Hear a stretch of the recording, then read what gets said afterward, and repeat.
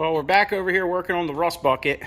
We got the bags installed, which was a royal pain in the butt to get them bolts in up there. You know, we also got the fitting installed. Should be. Yeah, turn it around here. All right, we got the fittings in there, and we're working on mounting up the fuel tank back here to the bumper. I came up with a way to mount it inside here. We'll get it shoved up in there. I'll show you what I'm talking about.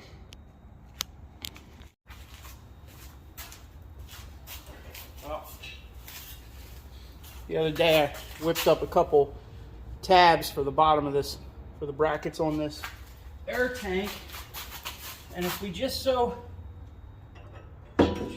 gently put it up in here, you can pretty much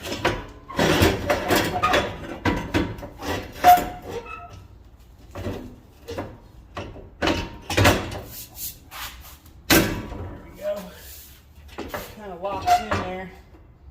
Should just chill without falling on my head, hopefully. Anyway, that's where I'm gonna mount it.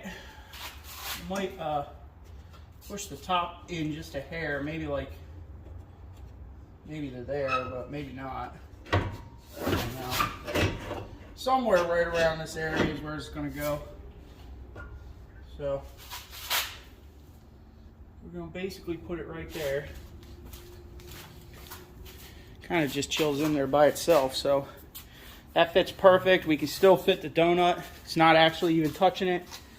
And if I roll that tank into the bumper a little bit more, it should be good. It definitely won't touch then.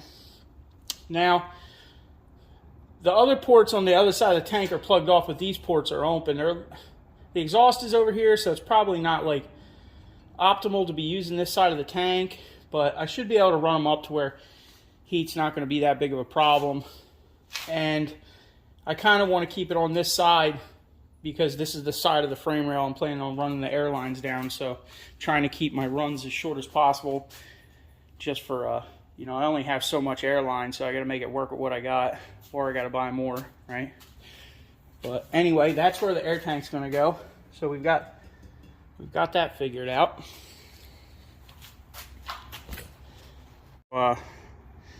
To get into the cab, I'm going to pretty much drill right up in here somewhere, probably right around here. And I have this universal grommet, you know. You just drill a hole with a hole saw in there, and then we should be able to run a couple 1/4-inch lines through that, maybe even a power wire if we need to. I'm not sure that we will, but maybe we will in the future. I also did some shopping around. This is a, they call it a portable compressor. And it looks like it's comparable to like a Viair 450. I don't know if it's more of the older style ones, not the newer ones, but pretty much the size of a Viair 450. The cheapest Viair 450 I could find was like somewhere around $230 to $260 per one, for one compressor. Okay, about 7 pages down in Amazon, I found a dual kit with 2 of these for $199. So I got 2 Viair, basically Viair 450 clones for basically $100 a piece. So, I mean, if you, it doesn't, I don't really remember the brand name. It's kind of just white box special, you see. But, you know, these grommets didn't come with it. These are some isolators that I've harvested off some sort of scrap that I kept for just this occasion, right? So, my plan is to take this and put it behind the passenger seat, behind the bench seat on the passenger side, and the floor is has like a wave in it, like it humps up and goes down. So the front feet are going to need some standoffs, probably about maybe 6 or 7 inches of pipe below this isolator, and then this side should be able to just go right onto the sheet metal of the cab because of the way the floor is designed. So we have to make some standouts for this end, get them bolted on here, get them welded into the truck, get some mounts welded into the truck for this end, and then we can hook this compressor up. This kit also came with, it It came with filters for it. It came with a pressure switch and relays for both compressors. So it's pretty much like a, you know, not a bad giddy up for 200 bucks. You know, you get the pressure switch and everything, but it's a 200 psi pressure switch in this kit, and I don't really want to run that much pressure. So I was digging around in my hoard of stuff, and I found this on at 105, off at 135, and it has a 1/4 inch barb on it. That might actually be a 3/8 barb. Yeah, we're gonna have to do some finagling. So I'm not sure that I have any 3/8 line, but I might have some kicking around.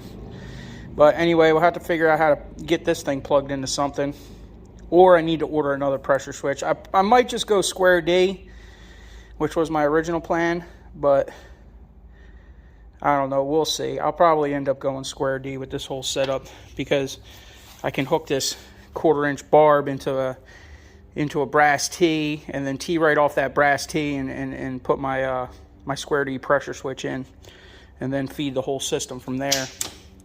So we're going to have to run a 10 gauge wire into the cab from the battery, and we're going to have to get a heavy duty solenoid, because I don't really like running those small relays, especially the really cheap ones. But we'll get to it. We got some fittings, we got some parts now to play with, so at least we can get it hooked up. The only thing we need now is a hose reel that I want to put behind the seat, so I can pump up tires and blow things off, and you know, whatever. So that's the plan. That's what I've been working on. I'm going to get this air compressor welded on there, and get the wheels back on it so we can get it off the lift in case we got any other projects this weekend we got to get in here real quick. So I'll just keep plugging away on this. I figured somebody might want a little update. It's definitely, you know, takes quite a bit of time to get all this stuff situated, especially when you're not working on it non-stop. So we'll get there. Maybe by the first of the year, or second or third day of the year, we might have some air on this bad boy. Be able to hit some switches.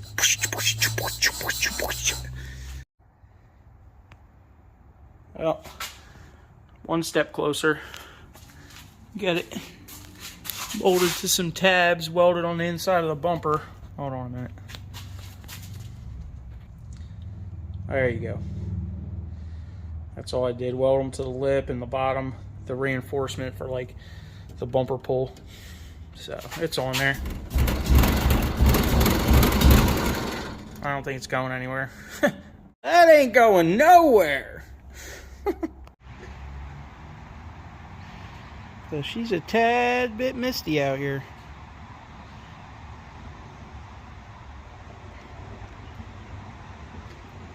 Anyway, we're back over here. It's like 50 degrees. Working on some of this. I am lowering the mounts to the lower ones here because I put it on the ground. I put some weight in it, and I can actually come down like another inch. So I cut them down. I got to put them back on, and I'm working on plating. You see this side, I got the plate in there. I still need to do the strap on the bottom of the frame right here, which is next. And then I might even box it in back there too, maybe. And this side's pretty good. We got it in there. It should keep that from crushing with the airbag on it, at least for a little while, till the whole truck folds in half, right? But we're dealing with like 50-degree weather, so I'm just over here putzing around, doing some welding, doing some painting. I'm going to weld these discs back on the bottom, and that should be the final spot for them. And we got to get that shock disconnected up there, and there's a hole up there we still got to work on. I'm going to plate the whole bottom of that. But as you can see, the plate I put on the outside of the frame is pretty substantial.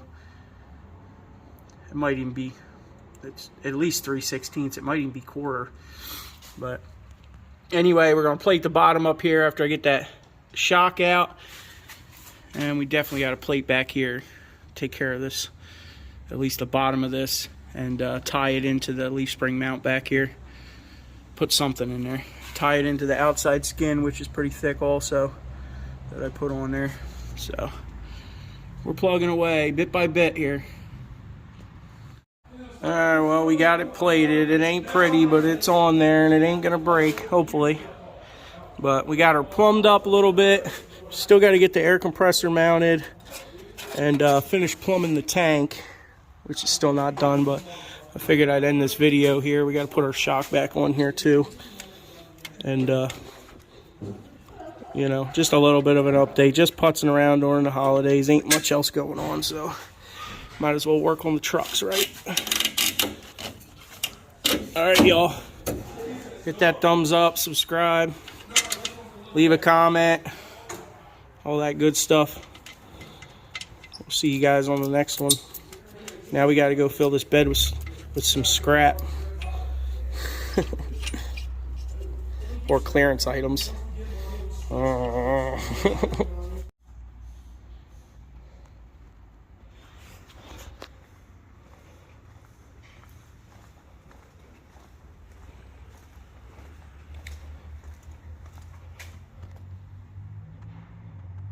Sometimes you just gotta stop and sweep the floor, right?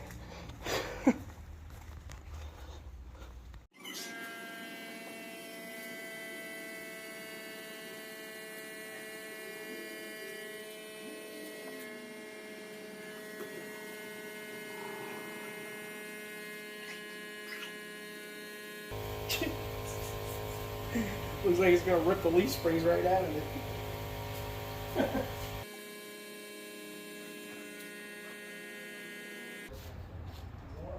Well, that's 70.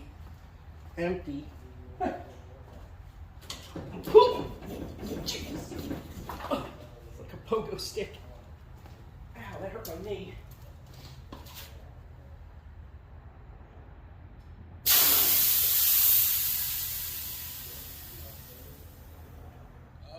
Oh yeah, $1,000 days coming quick. Found this Reinhardt pipe that I found scrapping one day over in the corner. I forgot about it. Welded her on there. She got the little JDM look and a little Harley mixed in there.